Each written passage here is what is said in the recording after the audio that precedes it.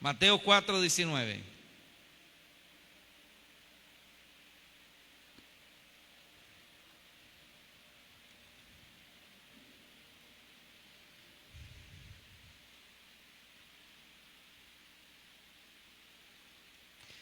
La vida cristiana, hermano, no solo se trata de dejar el pecado, sino también de ser útiles al Señor.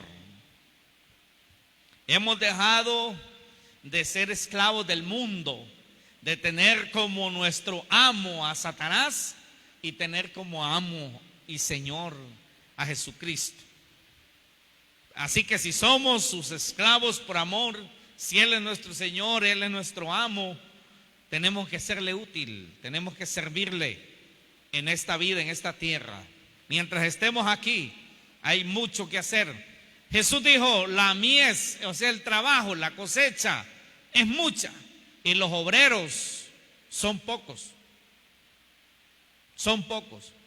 Incluso, hermanos, dentro de las iglesias, los que trabajan por el avance de la obra de Dios son pocos, no son muchos. Muy bien. Mateo capítulo 4, versículo 19.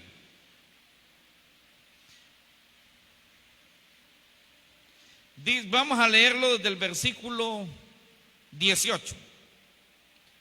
Andando junto al mar de Galilea, vio a dos hermanos, Simón, llamado Pedro, y Andrés, su hermano, que echaban la red en el mar, porque eran pescadores. Y él les dijo, venid en pos de mí y os haré pescadores de hombres. Ellos entonces, dejando al instante las redes, le siguieron. Amén. Amén. Muy bien. Esta gran afirmación del Señor Jesucristo es extraordinaria, pero a la vez tomada muy poco en serio. Muy poco en serio por los cristianos, por la mayoría de los cristianos. No digo que todos, pero una gran mayoría no la toma muy en serio esta extraordinaria afirmación. Cuando recibimos al Señor Jesucristo, casi todos piensan en ser perdonados, ser salvos de condenación y ser bendecidos con salud, con prosperidad material y ser felices. Un evangelio para beneficio personal, pero muy pocos o casi nadie o casi nada se piensa en pescar a otros hombres y a otras mujeres para el reino de Dios. Pareciera como que el evangelio, los beneficios del evangelio, desde el perdón, la salvación, la vida eterna, hermanos, el tener a Dios allí como nuestro ayudador, como que es algo exclusivo para nosotros y no para nadie, no para otras personas. Y eso pasa tristemente en la mayoría de los cristianos, que todavía no tienen bien claro eso que dijo Jesús: venid en pos de mí y os haré pescadores de hombres. Debemos tomar en serio que el evangelio es para salvarnos, para transformarnos, para capacitarnos y usarnos también en ganar a otros para Cristo a través de nuestro involucramiento. Recordemos a los primeros discípulos o a todos los discípulos que tenía Jesús.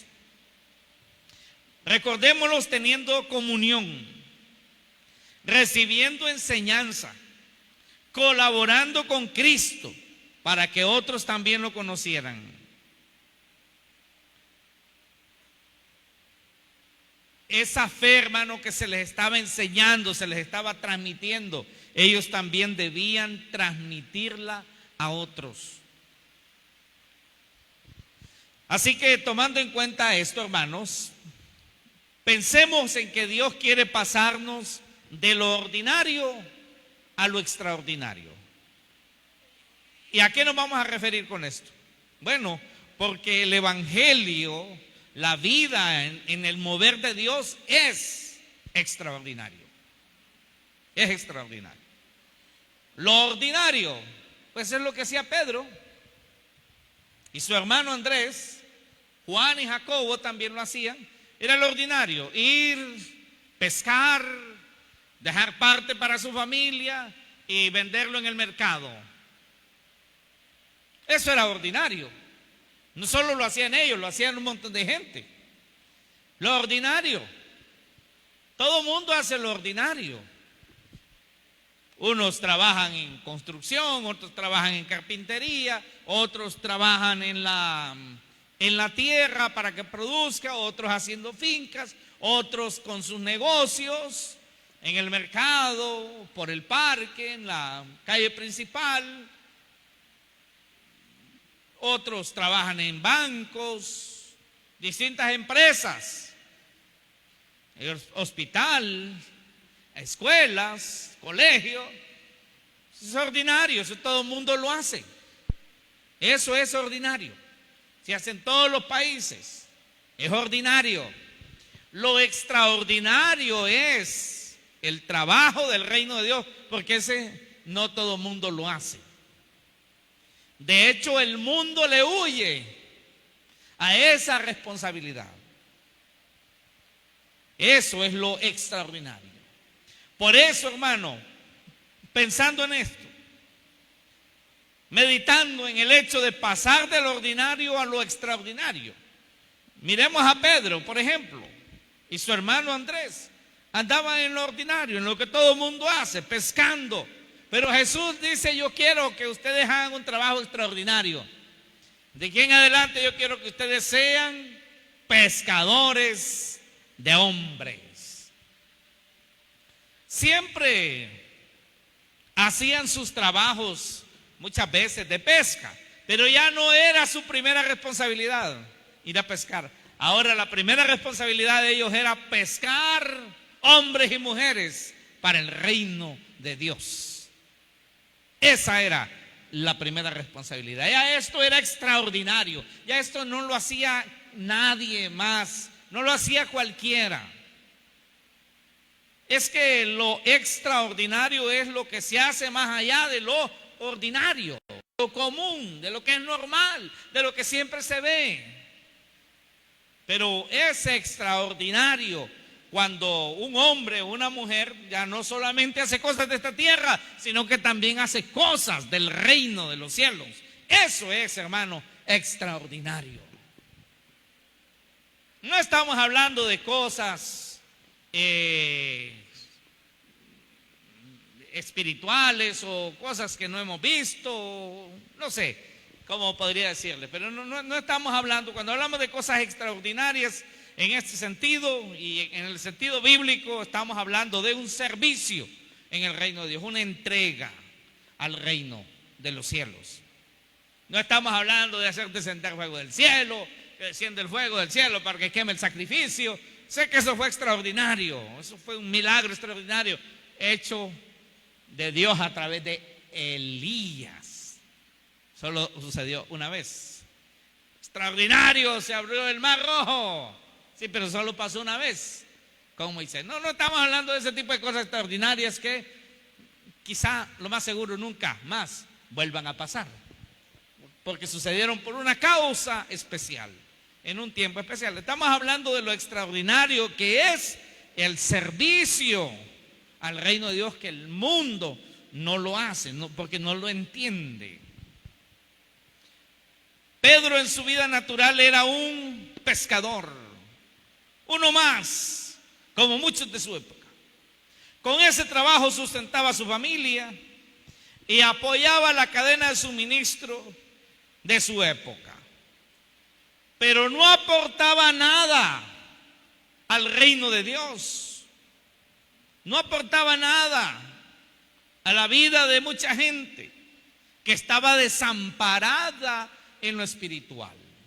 Pedro comiendo pescado, negociando con pescado, bien, recogiendo dinero por aquí, recogiendo dinero por allá, pero almas perdiéndose,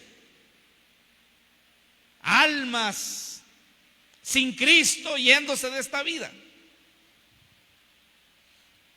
En lo natural, todos hacemos muchas cosas ordinarias que pertenecen a esta vida y que son buenas y que son necesarias, pero son de esta vida, son ordinarias.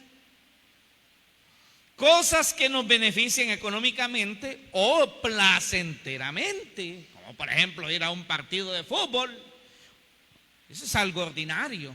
O sentarse por ahí en un sillón a ver un partido del Olimpia con el España o con el otro, ¿cómo se llama? El Motagua, o ver al Real Madrid con el Barça, y no sé, cosas extraordinarias. Eso es ordinario.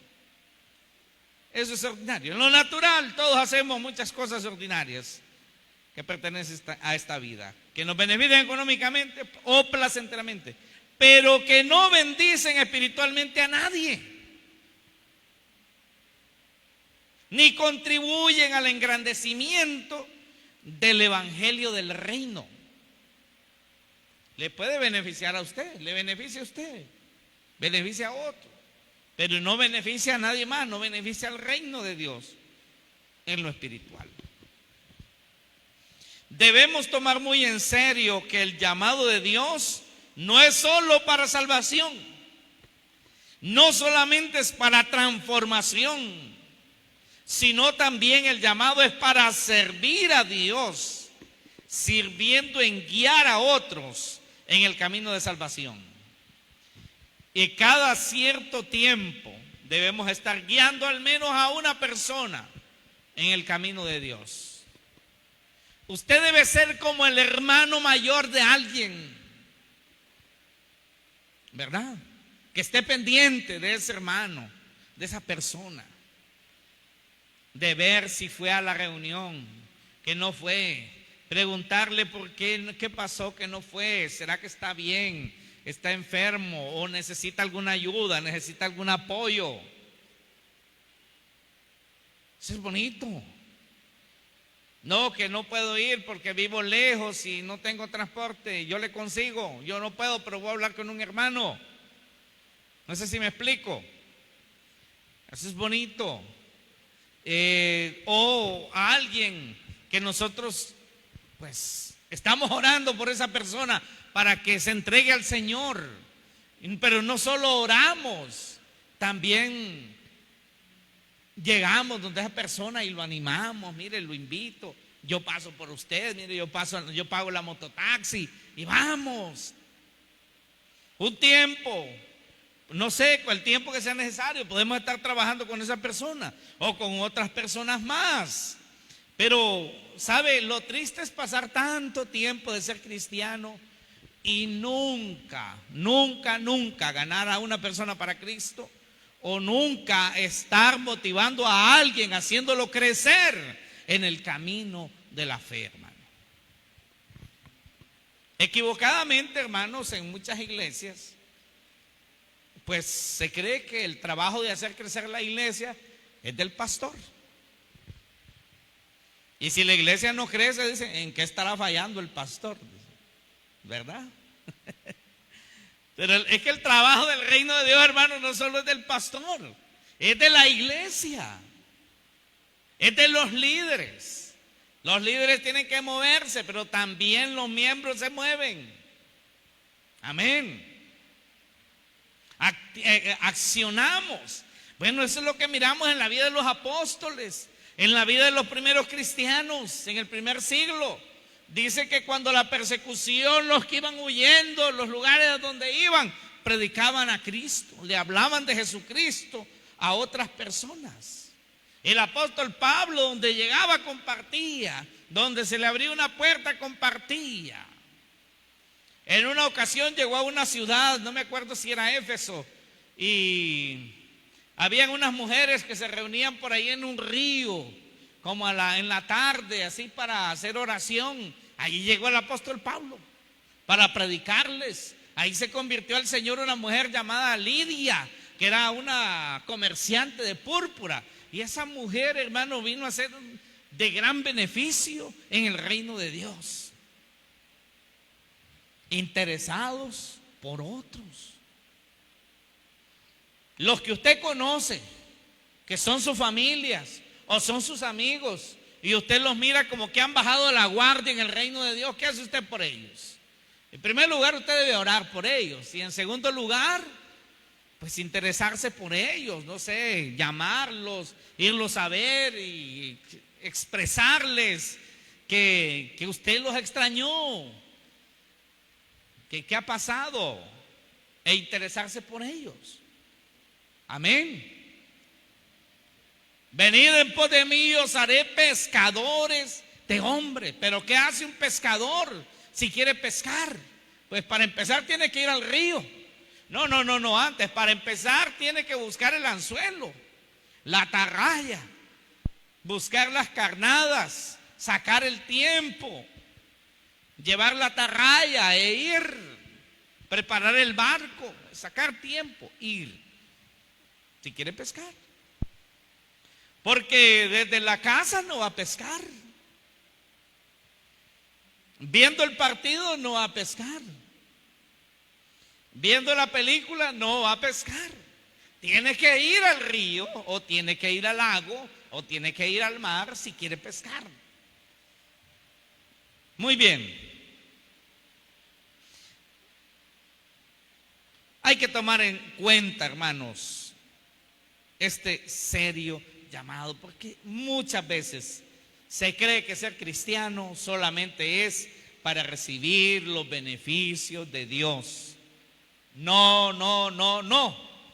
Es también para alcanzar a otros para la salvación. Mire qué especial es, hermano, desde el punto de vista de Dios, el ser pescadores de hombres y el hacer el trabajo del ministerio. Mire lo que dice, por ejemplo, Isaías 6:8. Isaías 6:8. Después oí la voz del Señor que decía: ¿a quién enviaré? ¿Y quién irá por nosotros? Entonces respondí yo, dice Isaías: heme aquí, envíame a mí. Y no era que Isaías no tenía que hacer. Todos los hombres de la Biblia que cuando Dios los llamó para la misión eran hombres ocupados. Cuando Dios le dice a Moisés: ve y saca al pueblo, saca a mi pueblo de la opresión, Moisés estaba ocupado cuidando las ovejas de su suegro Jetro. Eran empresarios de la ganadería. Eliseo era un empresario de la agricultura en su tiempo. Estaba, dice, con 12 yuntas de bueyes arando cuando el profeta Elías llegó y le dijo: sígueme. Todos eran gente ocupada. Los apóstoles todos eran gente ocupada, todos. Y todos aquí, hermanos, hemos sido llamados a hacer un trabajo para Dios, pero no porque no tengamos cosas que hacer. Todo el mundo tiene cosas que hacer. Todo el mundo está ocupado. Todos. Heme aquí, le dijo Isaías, envíame a mí. Vamos a Romanos capítulo 10, verso 13. Mire qué importante el tener claros este gran llamado del Señor. Os haré pescadores de hombres. Venid en pos de mí, os haré pescadores de hombres. No es una palabra simple y vaga. Romanos 10, 13 tiene que ver con esto. Dice el verso 13 de Romanos 10: porque todo aquel que invocare el nombre del Señor será salvo. Pero aquí empieza a hacer unas preguntas. Verso 14. ¿Cómo pues invocarán a aquel en el cual no han creído? ¿Cómo van a invocar a Dios si no creen? Luego dice: ¿y cómo van a creer en aquel de quien no han oído? O sea, ¿Cómo van a creer si no ha habido nadie que les predique el evangelio o les explique el evangelio? Dice, ¿cómo van a oír sin haber quien les predique? Debe haber quien comparta el evangelio. Que lo haga el pastor. No, pues para que lo hagan los líderes. Todos estamos llamados a predicar. Por eso también estamos llamados a prepararnos también para poder hacerlo. Verso 15. ¿Y cómo predicarán si no fueren enviados? Bueno, porque tiene que haber un orden, ¿verdad? Como está escrito, cuán hermosos son los pies de los que anuncian la paz, de los que anuncian buenas nuevas.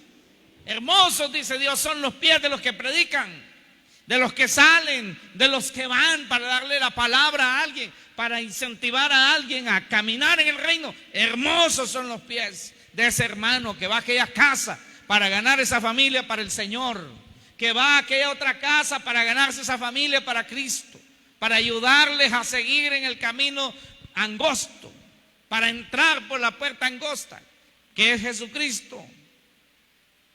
Hermosos, dice el Señor, son los pies de los que anuncian la paz, de los que llevan las buenas nuevas. Pero muchos cristianos, pues incluso hay tanto acomodamiento en mucha gente hoy que dicen, pues si ya no es necesario congregarse, si Dios está en todas partes, para que Dios me escuche, dice, y me dé lo que necesito, pues yo para eso se lo pido en mi casa. Mire a qué nivel de acomodamiento llega la gente, que ve a Dios como un utensilio a quien se le piden cosas, y como Él me oye en cualquier lado, pues ya no necesito ni congregarme, ni tener relación con otros hermanos, porque de todas maneras yo solo le saco lo que quiero, ¿verdad? Y ya estamos cabal.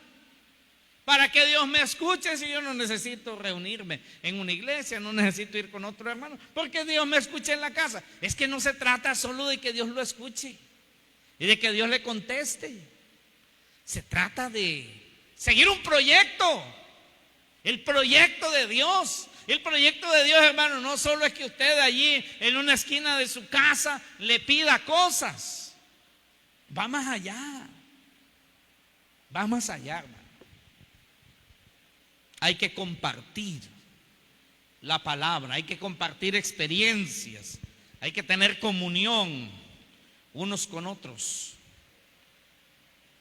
Ser pescadores de almas, hermano, es un compromiso de todos. Compromiso de todos, ¿verdad, hermana Yanel? ¿Tendrá que pescar usted? ¿Tendrá que pescar usted, hermano? Pescadores de almas. La Biblia dice, el que gana almas es sabio. ¿Tendrá que ser pescadora de almas, hermana Paulina? Sí, todos. Un ejemplo, hermano, los primeros discípulos. Por ejemplo, Jesús llama a Andrés, pero mire qué hace Andrés. Vamos a ver a Juan capítulo 1, verso 35. Mire qué bonito, vamos a leerlo. Mire qué bonito, y no cuesta entenderlo. No cuesta entenderlo. Juan 1, 35 en adelante. Mire lo que dice. Al siguiente día, otra vez estaba Juan y dos de sus discípulos. Y mirando a Jesús que andaba por allí, dijo: he aquí el Cordero de Dios. Le oyeron hablar los dos discípulos y siguieron a Jesús. Y volviéndose Jesús y viendo que le seguían, les dijo: ¿qué buscáis? Ellos le dijeron: Rabí, que traducido es maestro. ¿Dónde moras? O sea, ¿dónde vives? Les dijo: venid y vedlo. Fueron y vinieron donde moraba y se quedaron con él aquel día, porque era como la hora décima, o sea, como las 4 de la tarde. Ya era tarde como para irse. Verso 40. Andrés, hermano de Simón Pedro, era uno de los dos que habían oído a Juan y había seguido a Jesús. Verso 41. Este halló primero a su hermano Simón y le dijo: hemos hallado al Mesías, que traducido es el Cristo, y le trajo a Jesús. Y mirándole Jesús dijo: tú eres Simón, hijo de Jonás, tú serás llamado Cefas, que quiere decir Pedro. 3 nombres: Simón, Cefas, Pedro, en idiomas diferentes, por supuesto. Pero mire, Andrés, ¿qué le dice? Hemos encontrado al Mesías, al Cristo. Si usted ya halló a Cristo, si usted ya se encontró con Cristo, usted debe estar deseando que otros también se encuentren con Él. Y esa es la misión principal del Evangelio, hermano. Eso es lo que nosotros vemos en la Biblia. Ganar a otros, ser pescadores de almas, pescadores de hombres y mujeres para el reino de Dios. ¿Verdad que el pescado, si usted no lo va a sacar del agua, solo no llega a la fridera?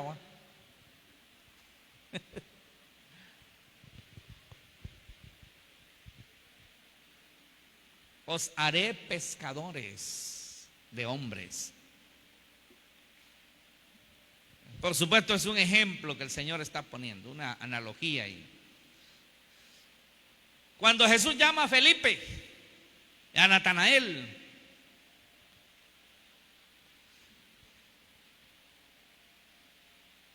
dice Juan, capítulo 1, verso 43. Habíamos leído hasta el 42, ahora leamos el 43. Dice: el siguiente día quiso Jesús ir a Galilea y halló a Felipe y le dijo: sígueme. Porque eso es el Evangelio, es seguir a Jesús. Seguir a Jesús. Y Felipe era de Betsaida, la ciudad de Andrés y de Pedro. Betsaida, de allí eran ellos dos, de Betsaida. Andrés y Pedro eran de Betsaida, y también Felipe. Esa Betsaida que se les predicó muchas veces y se hicieron muchos milagros y no se arrepentían. Pero gloria a Dios por Andrés, Pedro y Felipe, que eran de Betsaida. Dice el verso 45: Felipe halló a Natanael y le dijo: hemos hallado a aquel varón, a aquel de quien escribió Moisés en la ley, así como los profetas, a Jesús, el hijo de José, de Nazaret. Natanael le dijo: ¿de Nazaret puede salir algo bueno?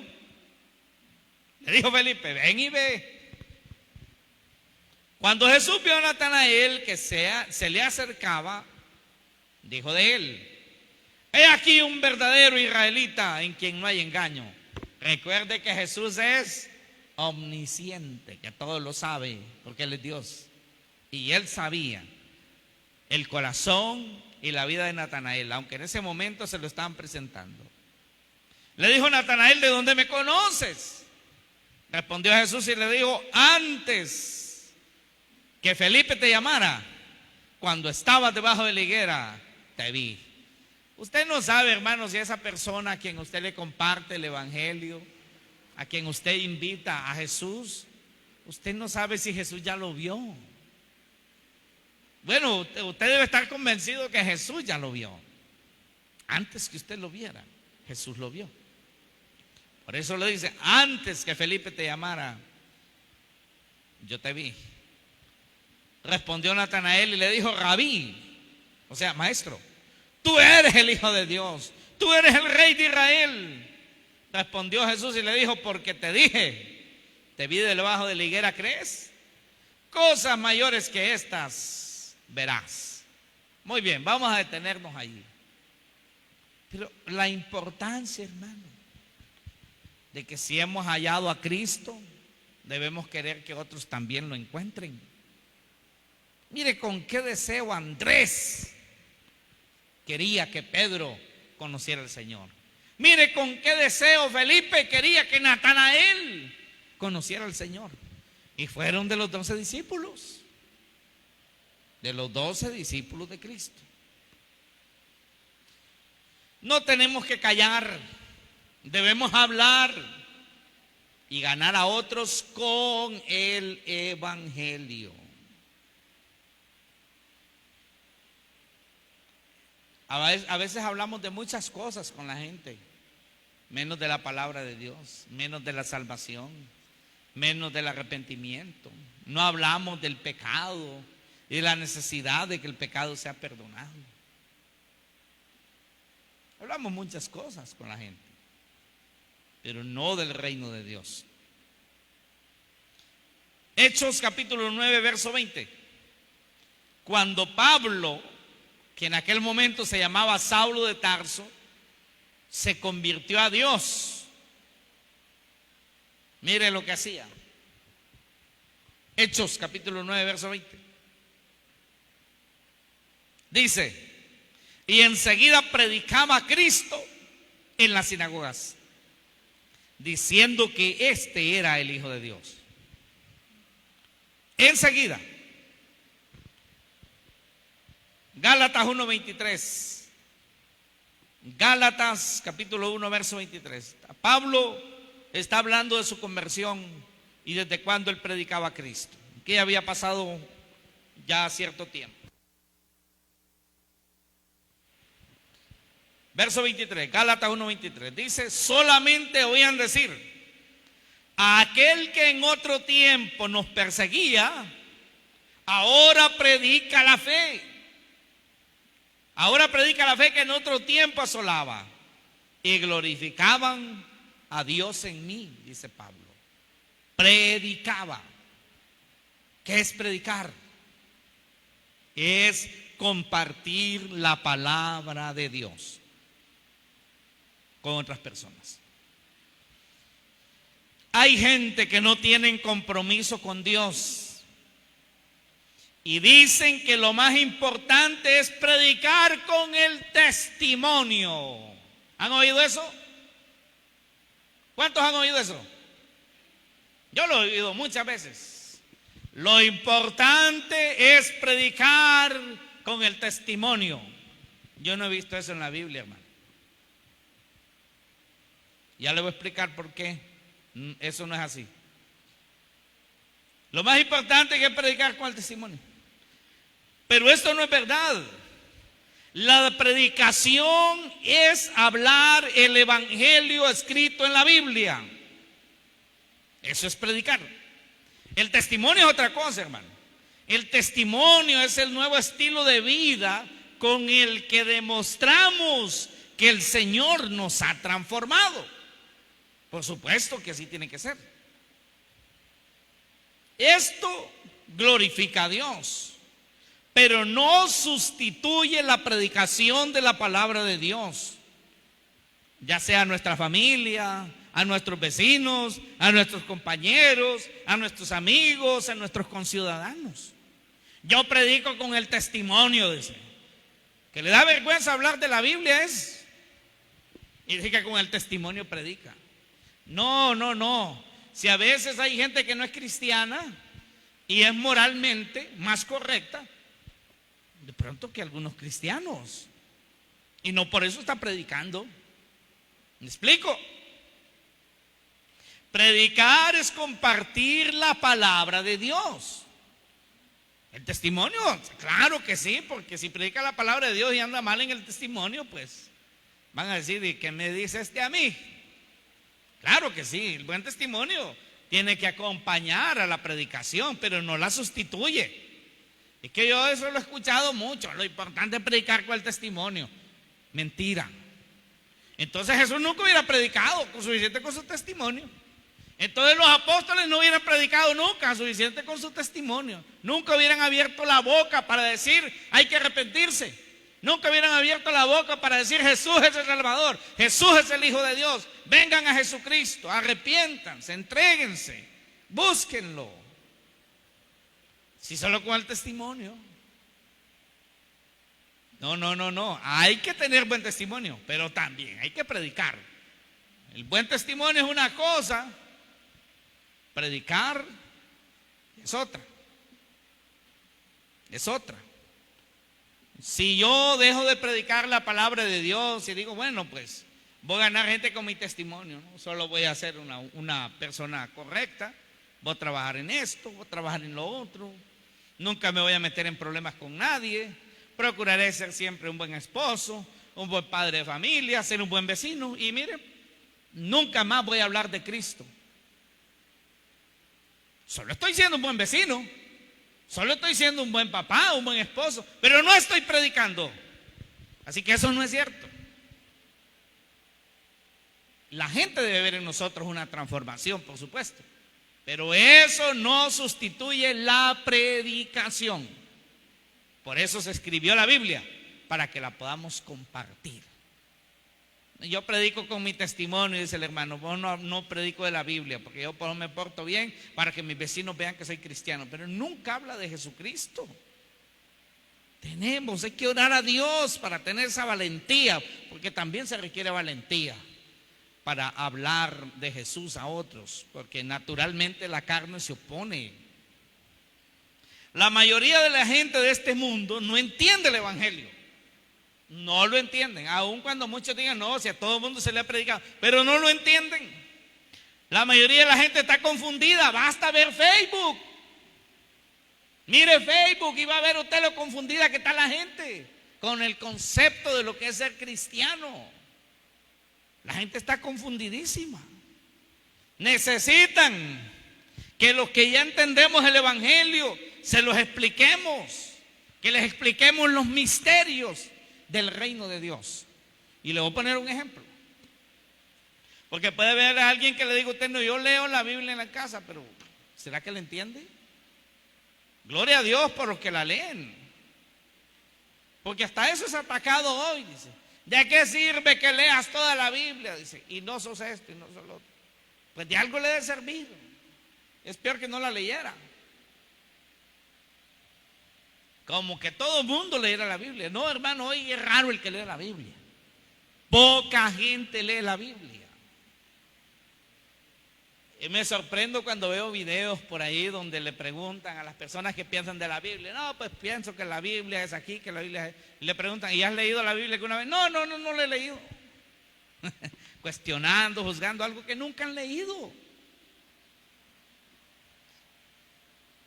Vamos a Hechos capítulo 8, verso 34. Aquí hay la experiencia de un hombre que venía leyendo la Biblia pero no lo entendía.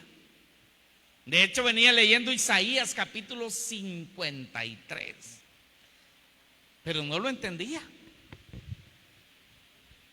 Hechos capítulo 8, verso 34. Era un eunuco, o sea, era un hombre dedicado a administrar los tesoros de la reina de Etiopía. Solo a eso se dedicaba. Era el tesorero, el ministro de economía. Cuando llegó a Jerusalén compró el rollo del libro del profeta Isaías. Y claro, si lo compró era porque quería leerlo. Y lo venía leyendo, y venía leyendo el capítulo 53. El Espíritu Santo está tan interesado en que se comparte el evangelio con los que no entienden el evangelio, que le dijo a Felipe que fuera al desierto. No le dijo a qué iba, solo le dijo, ve al desierto, al camino que desciende de Jerusalén a Gaza. Pero estos hombres eran muy obedientes, no se puso a decirle, ¿y a qué voy? ¿Y por qué? Tengo que hacer aquí, que tengo que hacer allá. No, él fue y punto. Al desierto, donde no hay nadie, donde no hay gente. Bueno, diferente es que me hubiera mandado a una ciudad, pero me manda al desierto, donde no hay gente. Bueno, pero como al desierto le digo, al desierto fue. Bueno, pues cuando llega a ese camino, resulta ser que oye el tropel de unos caballos y el rechinar de las ruedas, y que cada vez se acercaba más. Y él, poniendo cuidado, luego escuchó una voz: Alguien venía leyendo en voz alta: como cordero fue llevado al matadero, como oveja delante de sus trasquiladores enmudeció y no abrió su boca. Por su llaga fuimos nosotros curados. Iba leyendo. Y Felipe, cuando ya se le acerca y le dijo: hey, ¿entiendes lo que lees? Vamos a ver, vamos a leerlo. Verso 34. Respondió el eunuco y dijo a Felipe: te ruego que me digas. Bueno, antes de esto quiero decirle, cuando le dice: ¿entiendes lo que lees? Y le dice: ¿y cómo voy a entender si no hay quien me explique? ¿Y sabe quiénes son los que estamos llamados a explicarles a la gente los misterios del reino? Pues usted que ya días es cristiano, usted que ya días lee la Biblia, usted que ha pasado cursos de estudio bíblico, series de estudio bíblico. Usted es el llamado a explicarle. ¿Cómo voy a entender? Dijo él, si no hay quien me explique. Lógico. Era correcto. Entonces, cuando él está leyendo, le dice, porque le dijo: sube conmigo al carruaje para que platiquemos. Y le dijo el eunuco a Felipe: te ruego que me digas, ¿de quién dice el profeta esto? ¿De sí mismo o de algún otro? No sabía que se refería a Jesucristo. Entonces Felipe, abriendo su boca y comenzando desde esta escritura, le anunció el evangelio de Jesús. Y yendo por el camino, llegaron a cierta agua. Y dijo el eunuco: aquí hay agua, ¿qué impide que yo sea bautizado? Felipe le dijo: si crees de todo corazón, bien puedes. Respondiendo dijo: creo que Jesús es el Hijo de Dios. ¿Y por qué lo creyó? Es porque Felipe se lo explicó. Amén. Creyó porque Felipe le explicó. Le dijo: creo que Jesús es el Hijo de Dios. Y mandó parar el carro y descendieron ambos al agua, Felipe y el eunuco, y le bautizó. Qué gran montón se bautizaron, solo uno, pero fue un gran bautismo. Era uno. Bueno, el Espíritu Santo por ese uno mandó a Felipe al desierto, por uno. A veces queremos que se conviertan cientos en una predicación. No, uno. Uno, posiblemente usted gane a uno, va a visitar a una casa, a una familia, a sus amigos, y se convierte en una persona. Gloria a Dios, alégrese. Cuando subieron del agua, el Espíritu del Señor arrebató a Felipe y el eunuco no le vio más y siguió gozoso su camino. ¿Cómo entendió? Cuando entendemos, hermanos, el reino de Dios, el mensaje del reino de Dios, somos gente más gozosa cuando logramos entender. Quiero ir terminando. Las dos funciones principales de la iglesia son las siguientes. Dos funciones principales de la iglesia. Uno, predicar doctrina de formación cristiana. Es lo que hacía Pablo al enviar las cartas a las iglesias de Éfeso, de Corinto, los Gálatas, los Filipenses, los Efesios. Doctrina. Eso es doctrina a las iglesias. Así que la iglesia tiene como principal función predicar doctrina de formación cristiana a la iglesia. Pero también, bueno, y en todo eso, hermanos, fomentar la comunión de los cristianos. Y predicar el evangelio del perdón y de salvación a los que no han creído, porque aún no tienen una relación con Jesucristo y la iglesia. Esas son las dos funciones principales. En medio de todo eso, oramos, leemos la Biblia, ayunamos, oramos, cantamos, adoramos, cantamos himnos especiales, hacemos dramas, hacemos dinámicas, hacemos muchas cosas que nos edifican. Pero en sí son dos funciones principales. la predicación de doctrina de formación cristiana y también la predicación de ganar personas para el reino. Eso es lo que usted va a ver en la Biblia. Eso lo va a ver en el libro de los Hechos y lo va a ver en todos los demás libros de la Biblia. Eso era lo que hacían.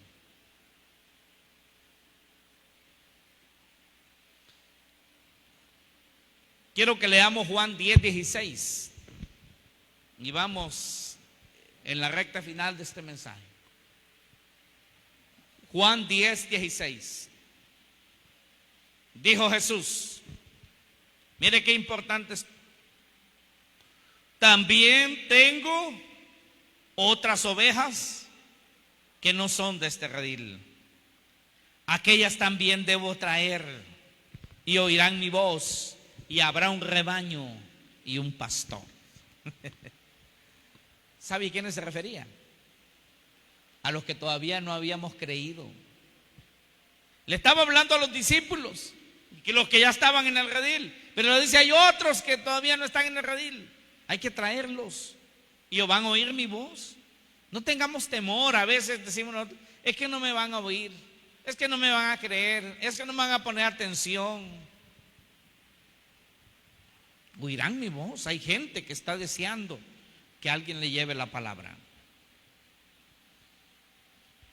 Así como el hogar no sustituye a la iglesia, el testimonio no sustituye a la predicación. Déjalo bien claro. Así como el hogar no sustituye a la iglesia, el testimonio no sustituye a la predicación. Hoy vivimos en un mundo donde mucha gente persiste, hermanos, en negar las realidades del evangelio. Realidad donde los salvos pertenecen a la iglesia. Y como agradecidos y fieles colaboradores de Dios, sirven en la iglesia, dan testimonio y predican, hermano, la palabra de Dios. Nuestro compromiso es con Dios en la iglesia y con Dios predicando al mundo. No nos conformemos a ser cristianos que solo oímos para nosotros, que solo pensamos en nosotros. A alguien, si usted ora y dice, Dios, dame entendimiento para a quién de mis amigos, a quién de mi familia yo debo visitar para motivarlo a que te siga, el Espíritu de Dios le pondrá a alguien. Muchos dicen despectivamente que la iglesia debe salir de las cuatro paredes. ¿Cuántos han oído eso? La iglesia debe salir de las cuatro paredes. Mentira. La iglesia no debe salir de las cuatro paredes. Eso no es lo correcto. Porque los tiempos que vivimos reunidos en comunión de la iglesia es necesario. Y además es poco. Ahí vamos a salir. Es poco. Pero yo le voy a decir lo que sí es verdad. En realidad los cristianos deben salir de las cuatro paredes de su casa, de las cuatro paredes de su trabajo y disponerse a ganar a otros para Cristo donde estén. Porque de las cuatro paredes de la casa, ¿qué cuesta sacar a la gente?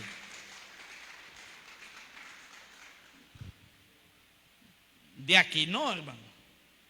Si aquí en este templo, en este recinto, son 2 veces a la semana. Y los vamos a sacar de las 2 veces que vienen. De los que vienen 2 veces. Esos son los que vienen. Y los que no vienen. Que vienen, no sé, a los 15 días o a los 20 días. Y los vamos a sacar de aquí del único tiempito que lograron venir. No es de las 4 paredes de la iglesia, es de las 4 paredes de la casa. Que hay que sacarlos. De allá donde están ocupados en otra cosa. Los vamos a sacar de las 4 paredes allí de la reunión de la célula, donde tienen comunión, allí del estudio bíblico. No, de allí no. Hay que sacarlos, pero de las 4 paredes de su casa, de las 4 paredes donde están encerrados ellos en sus propias cosas. Esa es la realidad, hermano. Quiero que vayamos a Hechos capítulo 20, Hechos 2, verso 38. Mire qué bonito, la vida de la iglesia. La iglesia tiene que tener comunión, reunirse para estudiar la Biblia, reunirse para adorar, para alabar, para glorificar a Dios. Debe reunirse para tener ayunos. Pero claro, aparte de eso, ganemos personas para Jesús. Motivémoslos, invitémoslos. Gloria a Dios por esos hermanos y esas hermanas que siempre están pensando en llevar a alguien a los pies de Cristo. Eso es maravilloso. Hechos 2:38, mire, vea usted. Pedro les dijo: arrepentíos y bautícese cada uno de vosotros en el nombre de Jesucristo para perdón de los pecados y recibiréis el don del Espíritu Santo. Por supuesto, ¿cuál es el don del Espíritu Santo? Pues es la salvación, es la presencia del Espíritu Santo en la persona. ¿Después de qué? Por supuesto, después del arrepentimiento. Después del arrepentimiento recibe el regalo. El Espíritu Santo mismo, hermano, es el regalo. Y con él va la salvación, el perdón, con la sangre de Cristo, ahí va todo el paquete. Después del arrepentimiento. Mira el verso 39, dice: porque para vosotros es la promesa. ¿Cuál es la promesa? La promesa de salvación, la promesa de perdón. Y para vuestros hijos, y para todos los que estén lejos, y para cuantos el Señor nuestro Dios llamare. Y con otras muchas palabras les testificaba y les exhortaba diciendo: sean salvos de esta perversa generación. Pedro predicando. ¿Cuántos Pedros así necesitamos, hermano? ¿Cuántos Pedros compartiendo? ¿Pero qué hacía Pedro antes? Pescando. Pescaba, se comían el pescado. Otro día había que ir a pescar otra vez. Volvían a pescar, se lo comían parte lo vendían, gastaban el pisto. Ahora había que ir otra vez a pescar. Lo que permanece para siempre es lo que hacemos en el reino de Dios. Mire lo que sigue diciendo. Así que los que recibieron su palabra, la palabra de Dios, fueron bautizados. Y se añadieron aquel día como 3,000 personas.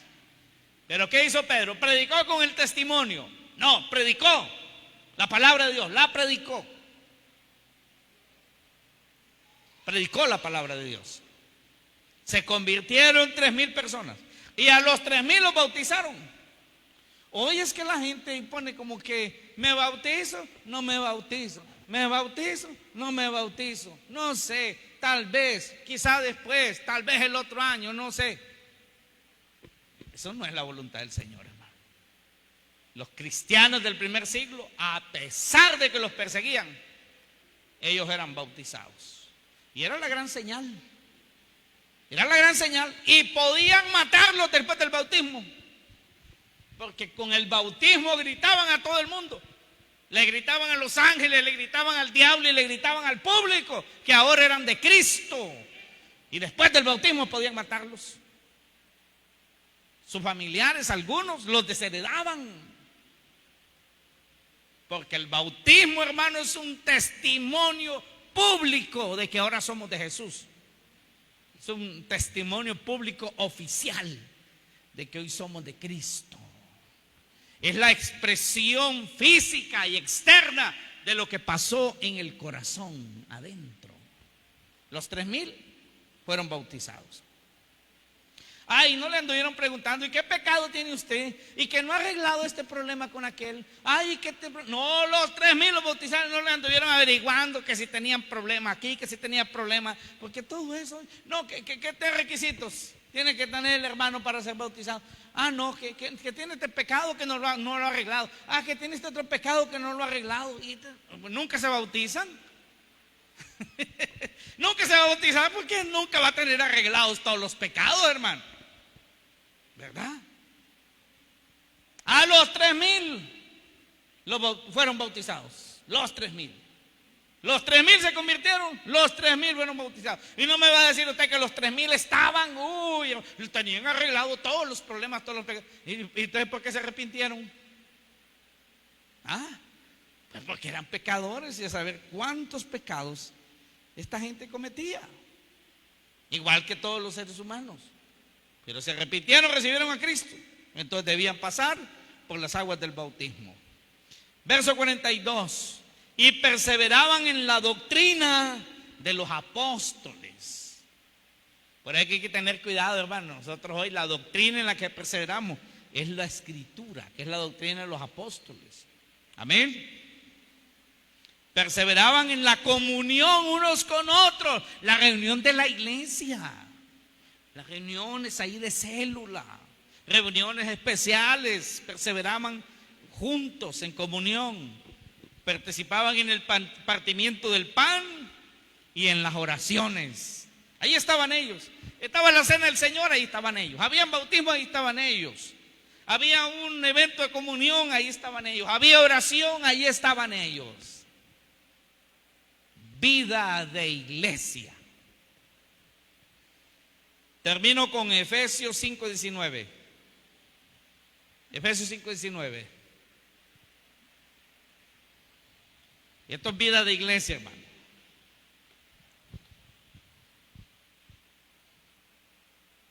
Aparte de lo que ya vimos, doctrinas, predicación, bautismos, cena del Señor, comunión unos con otros.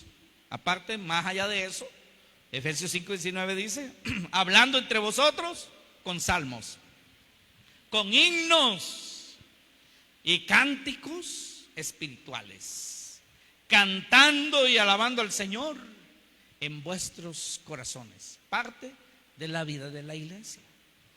No, yo no necesito ir a la iglesia. Yo de aquí desde mi casa. Eso no es lo que dice la Biblia. No es lo que dice la palabra de Dios. Termino con esto. La iglesia es la institución propiedad de Dios en la tierra.